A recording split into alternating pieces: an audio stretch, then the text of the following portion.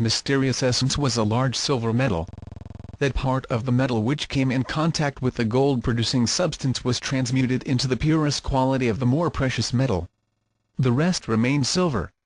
With regard to this metal, Dr. Hartmann writes, the most indisputable proof, if appearances can prove anything, of the possibility of transmuting base metals into gold, may be seen by everyone who visits Vienna. It being a metal preserved in the imperial treasury chamber, and it is stated that this metal, consisting originally of silver, has been partly transformed into gold, by alchemical means, by the same Wenzel Seiler who was afterwards made a knight by the Emperor Leopold I and given the title Wenceslaus Ritter von Reinberg. In the Praise of the Temple of Wisdom. Space limitations preclude a lengthy discussion of the alchemists.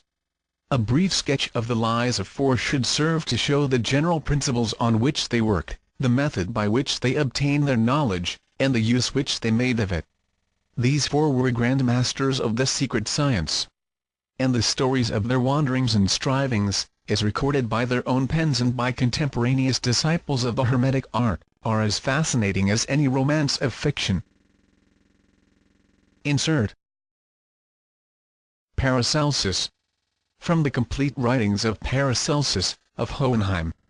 In his Biographia Antiqua, Francis Barrett appends to the name of Paracelsus the following titles of distinction: the Prince of Physicians and Philosophers by Fire, Grand Paradoxical Physician, the Trismegistus of Switzerland, First Reformer of Chemical Philosophy, Adept in Alchemy, Kabbalah, and Magic, Nature's Faithful Secretary, Master of the Elixir of Life and the Philosopher's Stone, and the Great Monarch of Chemical Secrets.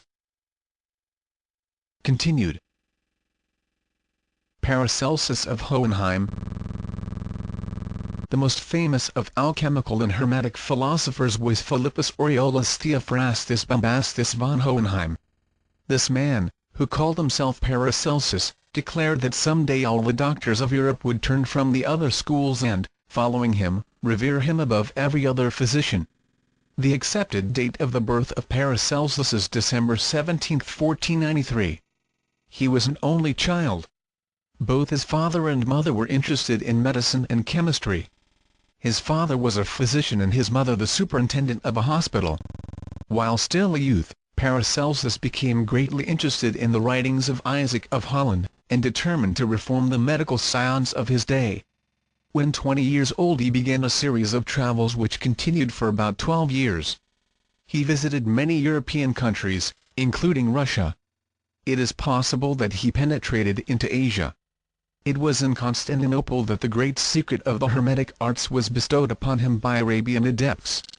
His knowledge of the nature spirits and the inhabitants of the invisible worlds he probably secured from the Brahmins of India with whom he came in contact either directly or through their disciples. He became an army physician, and his understanding and skill brought him great success. Upon his return to Germany, he began his long-dreamed reformation of the medical arts and sciences. He was opposed on every hand and criticized unmercifully. His violent temper and tremendously strong personality undoubtedly precipitated many storms upon his head which might have been avoided had he been of a less caustic disposition. He flayed the apothecaries, asserting that they did not use the proper ingredients in their prescriptions and did not consider the needs of their patients, desiring only to collect exorbitant fees for their concoctions. The remarkable cures which Paracelsus effected only made his enemies hate him more bitterly, for they could not duplicate the apparent miracles which he wrought. He not only treated the more common diseases of his day but is said to have actually cured leprosy, cholera, and cancer. His friends claimed for him that he all but raised the dead. His systems of healing were so heterodox, however, that slowly but surely his enemies overwhelmed him and again forced him to leave the fields of his labors and seek refuge where he was not known. There is much controversy concerning the personality of Paracelsus. That he had an irascible disposition there is no doubt. His bard for physicians and for women amounted to a mania. For them he had nothing but abuse. As far as can be learned, there was never a love affair in his life. His peculiar appearance and immoderate system of living were always held against him by his adversaries. It is believed that his physical abnormalities may have been responsible for much of the bitterness against society which he carried with him throughout all his intolerant and tempestuous life. His reputed intemperance brought upon him still more persecution, for it was asserted that even during the time of his professorship in the University of Basel he was seldom sober. Such an accusation is difficult to understand in view of the marvelous mental clarity for which he was noted at all times. The vast amount of writing which he accomplished. The Strasbourg edition of his collected works is in 3 large volumes, each containing several hundred pages, is a monumental contradiction of the tales regarding his excessive use of alcoholics. No doubt many of the vices of which he is accused were sheer inventions by his enemies, who, not satisfied with hiring assassins to murder him, sought to besmirch his memory after they had revengefully ended his life. The manner in which Paracelsus met his death is uncertain, but the most credible account is that he died as the indirect result of a scuffle with a number of assassins who had been hired by some of his professional enemies to make away with the one who had exposed their chicanery. Few manuscripts are extant in the handwriting of Paracelsus, for he dictated the majority of his works to his disciples, who wrote them down. Professor John Maxon Stillman, of Stanford University, pays the following tribute to his memory: whatever be the final judgment as to the relative importance of Paracelsus in the upbuilding of medical science and practice, it must be recognized that he entered upon his career at Basel with the zeal and the self-assurance of one who believed himself inspired with a great truth, and destined to effect a great advance in the science and practice of medicine. By nature he was a keen and open-minded observer of whatever came under his observation, though probably also not a very critical analyst of the observed phenomena. He was evidently an unusually self-reliant and independent thinker, though the degree of originality in his thought may be a matter of legitimate differences of opinion. Certainly once having, from whatever combination of influences, made up his mind to reject the sacredness of the authority of Aristotle, Galen and Avicenna, and having found what to his mind was a satisfactory substitute for the ancient dogmas in his own modification of the Neoplatonic philosophy, he did not hesitate to burn his ships behind him.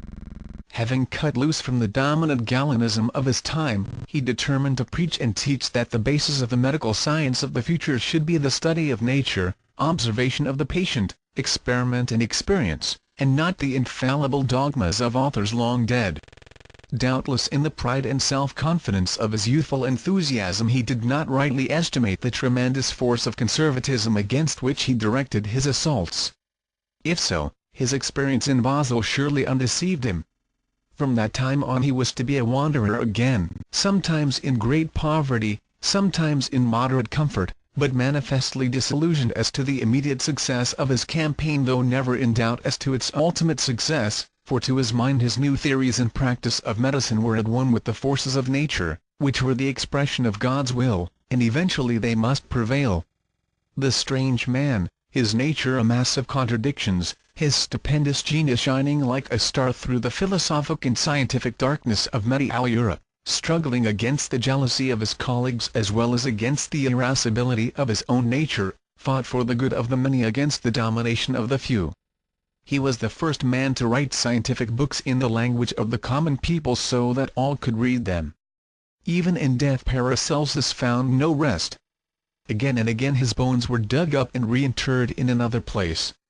The slab of marble over his grave bears the following inscription: "Here lies buried Philip Theophrastus, the famous doctor of medicine who cured wounds, leprosy, gout, dropsy and other incurable maladies of the body, with wonderful knowledge, and gave his goods to be divided and distributed to the poor." In the year 1541, on the 24th day of September, he exchanged life for death. To the living peace, to the sepulchred eternal rest. A.M. Stoddart, in her Life of Paracelsus, gives a remarkable testimonial of the love which the masses had for the great physician. Referring to his tomb, she writes, "To this day the poor pray there. Hohenheim's memory has blossomed in the dust to sainthood, for the poor have canonized him." When cholera threatened Salzburg in 1830, the people made a pilgrimage to his monument and prayed him to avert it from their homes. The dreaded scourge passed away from them and raged in Germany and the rest of Austria. It was supposed that one early teacher of Paracelsus was a mysterious alchemist who called himself Solomon Trismosin. Concerning this person nothing is known save that after some years of wandering he secured the formula of transmutation and claimed to have made vast amounts of gold. A beautifully illuminated